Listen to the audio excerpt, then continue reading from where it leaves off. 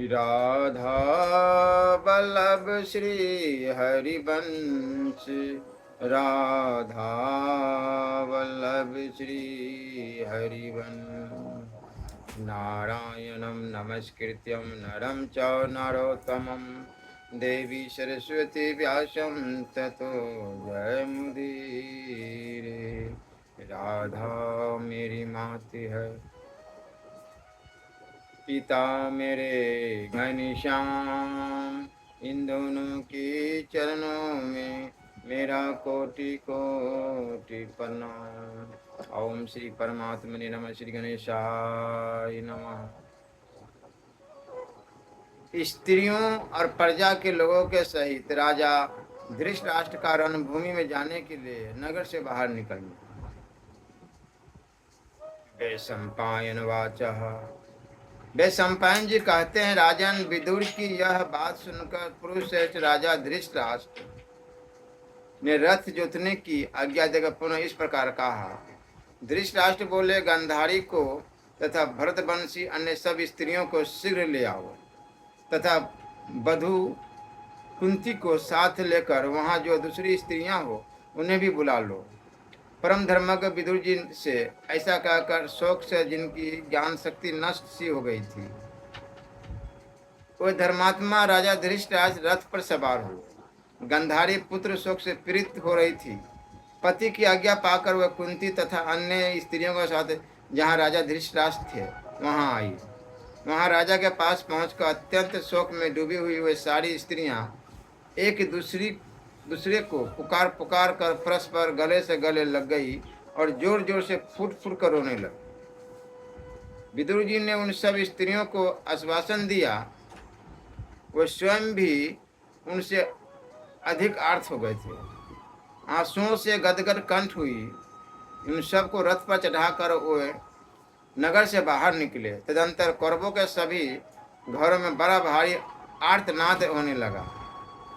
बूढ़ों से लेकर बच्चों तक के सारा नगर शोक से व्याकुल हो उठा। जिन स्त्रियों को पहले कभी देवताओं ने भी नहीं देखा था, उन्हीं को उस समय पतियों के मारे जाने पर साधारण लोग देख रहे थे। वे नारियां अपने सुंदर केश बिखराए, सारे आभूषण उतार कर एक ही वस्त्र धारण किए अनाथ की भांति रणभूमि की ओर जा रही थी। कौरवों के घर श्वेत पर्वत के समान जान पड़ते थे। उनसे जब वो स्त्रियां बाहर निकली, उस समय जिनका इथपति मारा गया हो, पर्वतों की गुफा से निकली हुई उन चितकबरी हरिणियों के समान दिखाई देने लगी। राजन राजभवन के विशाल आंगन में एकत्र हुई उन किशोरी स्त्रियों के अनेक समुदाय शोक से पीड़ित होकर रणभूमि की ओर उसी प्रकार चले जैसे बछड़ियां शिक्षा भूमि पर लाई जाती है। एक दूसरे के हाथ पकड़कर पुत्रों, भाइयों और पिताओं के नाम ले लेकर रोती हुए कुरुकुल की नारियां प्रलय काल में लोक संहार का दृश्य दिखाती हुई सी जान पड़ती थी। शोक से उनकी ज्ञान शक्ति लुप्त सी हो गई थी। वो रोती और विलाप करती हुई इधर उधर दौड़ रही थी। उन्हें कोई कर्तव्य नहीं सूझ रहा था। जो युवतियां पहले सखियों के सामने आने में भी लजाती थी, वही उस दिन लाज छोड़कर एक वस्त्र धारण किए अपने सासुओं के सामने उपस्थित हो गई थी। राजन, जो नारियां छोटे से छोटे शोक में भी एक दूसरी के पास जाकर आश्वासन दिया करती थी, वही शोक से व्याकुल हो परस्पर दृष्टिपात मात्र कर रही थी। उन रोती हुई सहस्त्रों स्त्रियों से घिरी हुए दुखी राजा धृतराष्ट्र नगर से युद्ध स्थल में जाने के लिए तुरंत निकल पड़े। कारीगर, व्यापारी, वैश्य तथा सब प्रकार के कर्मों से जीवन निर्वाह करने वाले लोग राजा की आगे करके नगर से बाहर निकले। कौरवों का संहार हो जाने पर आर्तभाव से रोती और बिलखती हुई उन नारियों का महान आर्तनाद संपूर्ण लोगों को व्यथित करता हुआ प्रकट होने लगा। प्रलय काल आने पर दग्ध होते हुए प्राणियों के चीखने चिल्लाने के समान उन स्त्रियों के रोने का हुआ महान शब्द गूंज रहा था। सब प्राणी ऐसा समझने लगे कि संहार काल आ पहुंचा है। महाराज कुरुकुल का संहार हो जाने से अत्यंत उद्विग्न चित्त हुए पूर्वासी जो राजवंश के साथ पूर्ण अनुराग रखते थे, जोर जोर से रोने लगे।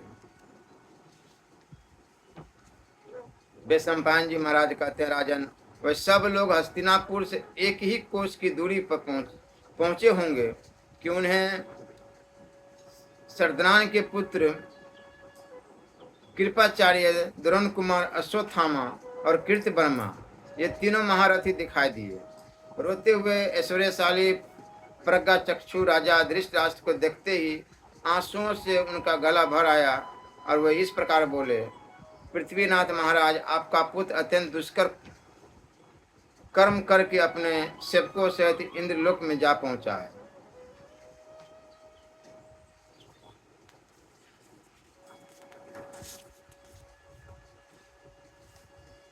भरत श्रेष्ठ, दुर्योधन की सेना से केवल हम 3 रथी ही जीवित बचे हैं। आपकी अन्य सारी सेना नष्ट हो गई। राजा धृतराष्ट्र से ऐसा कहकर शरद्वान के पुत्र कृपाचार्य पुत्र शोक से पीड़ित हुई गंधारी से इस प्रकार बोले, देवी, आपके सभी पुत्र निर्भय होकर जुझते और बहुसंख्य शत्रुओं का संहार करते हुए विरोचित कर्म करके वीरगति को प्राप्त हुए। निश्चय ही ये शस्त्रों द्वारा जीते हुए निर्मल लोकों में पहुंचकर तेजस्वी शरीर धारण करके वहां देवताओं के समान विहार करते होंगे। उन शूरवीरों में से कोई भी युद्ध करते समय पीठ नहीं दिखा सका। किसी ने भी शत्रु के सामने हाथ नहीं जोड़े हैं। सभी शस्त्र के द्वारा मारे गए हैं।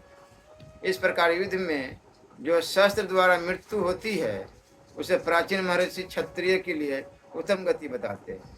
अतः उनके लिए आपको शोक नहीं करना चाहिए। महारानी, उनके शत्रु पांडव भी विशेष लाभ में नहीं है। अश्वत्थामा को आगे करके हमने जो कुछ किया है उसे सुनिए। भीमसेन ने आपके पुत्र को अधर्म से मारा। यह सुनकर हम लोग भी पांडवों के सोते हुए शिविर में जा पहुंचे और पांडव वीरों का संहार कर डाला। द्रुपद के पुत्र धृष्टद्युम्न आदि सारे पंचाल मार डाले गए और द्रौपदी के 5 पुत्रों को भी हमने मार गिराया है। इस प्रकार आपके पुत्र के शत्रुओं का रणभूमि में संहार करके हम तीनों भागे जा रहे हैं। अब यहाँ ठहर नहीं सकते, क्योंकि अमरस में भरे हुए महाधनुधर वीर पांडव बैर का बदला लेने की इच्छा से शीघ्र यहाँ आएंगे। अश्विनी, अपने पुत्रों के मारे जाने का समाचार सुनकर सदा सावधान रहने वाले पुरुष परवर पांडव हमारा चरण चिन्ह देखते हुए शीघ्र ही हम लोगों को पीछा करेंगे। रानी जी, उनके पुत्रों और संबंधियों का विनाश करके हम यहाँ ठहर नहीं सकते, अतः हमें जाने की आज्ञा दीजिए और आप भी अपने मन से शोक को निकाल दीजिए। फिर वे धृतराष्ट्र से बोले, राजन, आप भी हमें जाने की आज्ञा प्रदान करें और महान धैर्य कौशल्य केवल छात्र धर्म पर दृष्टि रखकर इतना ही देखे कि उनकी मृत्यु कैसे हुई है। भारत राजा से ऐसा कहकर उनकी प्रदक्षिणा करके कृपाचार्य, कृतवर्मा और अश्वत्थामा ने मनीषी राजा धृतराष्ट्र की ओर देखते हुए तुरंत ही गंगा तट की ओर अपने घोड़े हाँक लिए। राजन वहां से हटकर वे सभी महारथी उद्विग्न हो एक दूसरे से विदा ले 3 मार्गों पर चल दिए। शरद्वान के पुत्र कृपाचार्य तो हस्तिनापुर चले गए। कृतवर्मा अपने ही देश की ओर चल दिया और द्रोण पुत्र अश्वत्थामा ने व्यास आश्रम की राह ली। महात्मा पांडवों का अपराध करके भय से पीड़ित हुए वह तीनों वीर इस प्रकार एक दूसरे की ओर देखते हुए वहां से खिसक गए। राजा धृतराष्ट्र से मिलकर शत्रुओं का दमन करने वाले वह तीनों मनस्वी और सूर्योदय से पहले ही अपने अभीष्ट स्थानों की ओर चल पड़े। राजन, तदंतर महारथी पांडवों ने द्रोण पुत्र अश्वत्थामा के पास पहुंचकर उसे बलपूर्वक युद्ध में पराजित किया।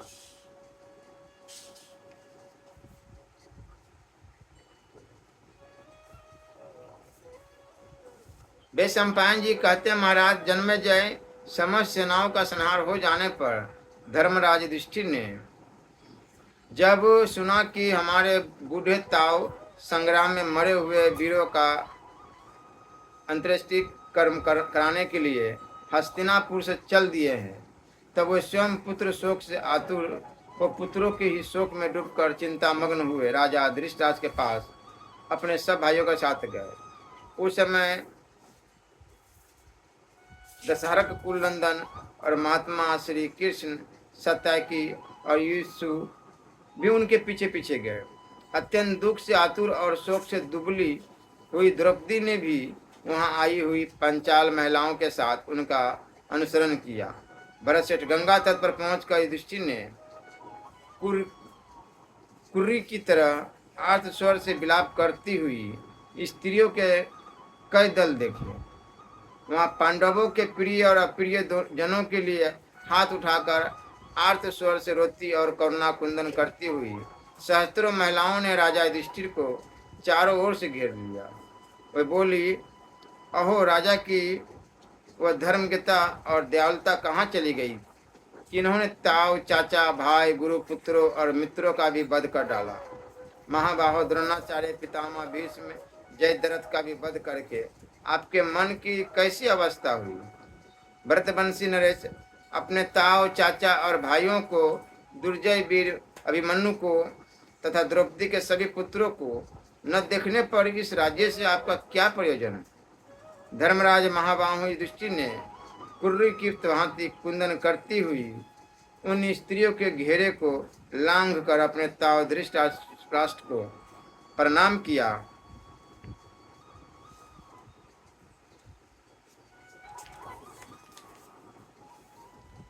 तत्पश्चात सभी शत्रुसूदन पांडवों ने धर्मानुसार ताऊ को प्रणाम करके अपने नाम बताए।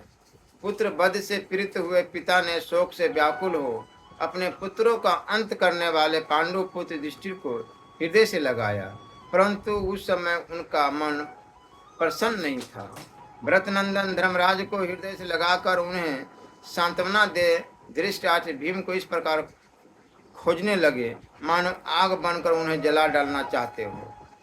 उस समय उनके मन में दुर्भावना जाग उठी थी। शोक रूपी वायु से बढ़ी हुई उनकी क्रोधमय अग्नि ऐसी दिखाई दे रही थी मानो वह भीमसेन रूपी वन को जलाकर भस्म कर देना चाहती हो।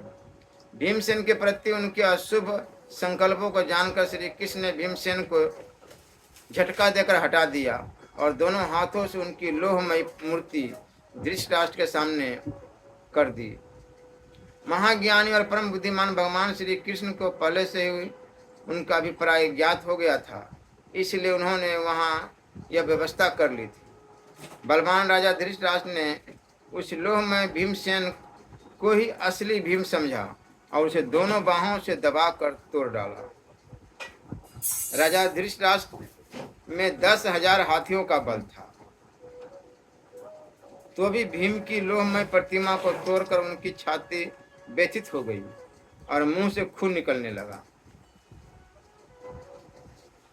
वह उसी अवस्था में खून से भींग कर पृथ्वी पर गिर पड़े, मानो ऊपर की डाली पर खिले हुए लाल फूलों से सुशोभित पारिजात का वृक्ष धराशायी हो गया। उस समय उनके विधान सारथी गलबगन पुत्र संजय ने उन्हें पकड़कर उठाई और समझा बुझाकर शांत करते हुए कहा, आपको ऐसा नहीं करना चाहिए। जब रोष का आवेश दूर हो गया तब वे महामना नरेश क्रोध छोड़कर शोक में डूब गए और हाँ भीम करते हुए विलाप करने लगे। उन्हें भीमसेन के वध की आशंका से पीड़ित और क्रोध शून्य हुआ जान पुरुषोत्तम श्री कृष्ण ने इस प्रकार कहा, महाराज धृतराष्ट्र, आप शोक न करें, ये भीम आपके हाथ से नहीं मारे गए हैं। प्रभु, यह तो लोहे की एक प्रतिमा थी जिसे आपने चूर चूर कर डाला। भरतश्रेष्ठ, आपको क्रोध के वशीभूत हुआ जान मैंने मृत्यु की दाढ़ों में फंसे हुए कुंती कुमार भीमसेन को पीछे खींच लिया था। राज सिंह, बल में आपकी समानता करने वाला कोई नहीं है। महाबाहों, आपकी दोनों भुजाओं की पकड़ कौन मनुष्य सह सकता है। जैसे यमराज के पास पहुंचकर कोई भी जीवित नहीं छूट सकता, उसी प्रकार आपकी भुजाओं के बीच में पड़ जाने पर किसी के प्राण नहीं बच सकते। कुरुनंदन, इसलिए आपके पुत्र ने जो भीमसेन की लोह में प्रतिमा बनवा रखी थी, वही मैंने आपको भेंट कर दी। राजेंद्र, आपका मन पुत्र शोक से संतप्त हो धर्म से विचलित हो गया है, इसलिए आप भीमसेन को मार डालना चाहते हैं। राजन, आपके लिए यह कदापि उचित न होगा कि आप भीम का वध करें। महाराज, भीमसेन न मारते तो भी आपके पुत्र किसी तरह जीवित नहीं रह सकते थे, क्योंकि उनकी आयु पूरी हो चुकी थी। अतः हम लोगों ने सर्वत्र शांति स्थापित करने के उद्देश्य से जो कुछ किया है, उन सब बातों का आप भी अनुमोदन करें। मन को व्यर्थ शोक में न डालें।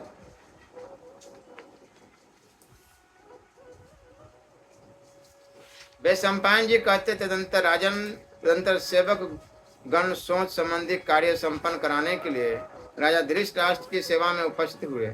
जब वे सोच कृत्य पूर्ण कर चुके, तब भगवान मधुसूदन ने फिर उनसे कहा, राजन, आपने वेदों और नाना प्रकार के शास्त्रों का अध्ययन किया है, सभी पुराणों और केवल राजधर्मों का ही श्रवण किया है। ऐसे विद्वान, परम बुद्धिमान और बल का निर्णय करने में समर्थ होकर भी अपने ही अपराध से होने वाले इस विनाश को देखकर आप ऐसा क्रोध क्यों कर रहे हैं?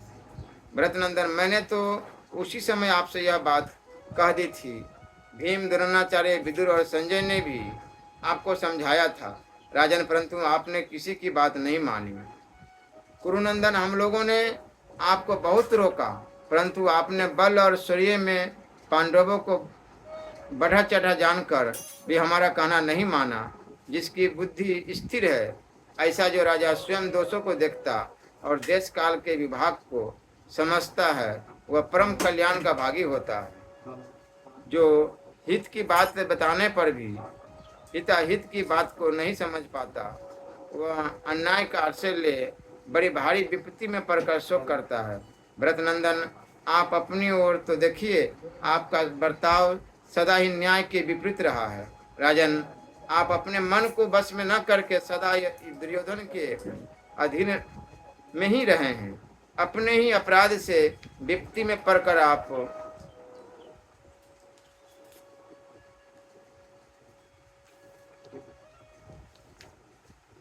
भीमसेन को क्यों मार डालना चाहते हैं? इसलिए क्रोध को रोकिए और अपने दुष्कर्मों को याद कीजिए। जिस नीच दुर्योधन ने मन में जलन रखने के कारण पंचाल राजकुमारी कृष्णा को भारी सभा में बुलाकर अपमानित किया, उससे बैर का बदला लेने की इच्छा से भीमसेन ने मार डाला। आप अपने और दुरात्मा पुत्र दुर्योधन के उस अत्याचार पर तो दृष्टि डाले, जबकि बिना किसी अपराध के ही आपने पांडवों का परित्याग कर दिया था। वैशंपायन जी महाराज कहते हैं, नरेश्वर, जब इस प्रकार भगवान श्री कृष्ण ने सब सच्ची सच्ची बातें कह डाली, तब पृथ्वीपति धृतराष्ट्र ने देवकी नंदन श्री कृष्ण से कहा, महाबाहो माधव, आप जैसा कह रहे हैं ठीक ऐसी ही बात है, परंतु पुत्र का स्नेह प्रबल होता है, जिसने मुझे धैर्य से विचलित कर दिया था।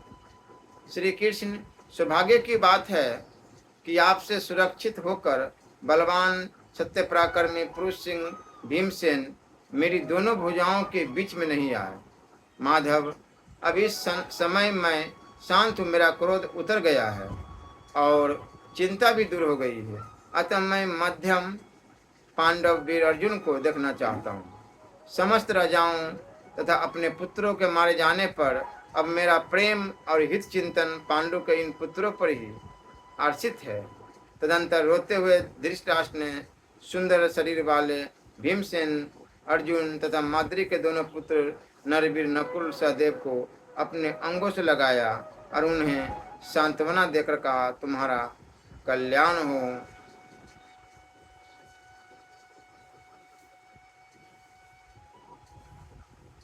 श्री राधा वल्लभ लाल की जय।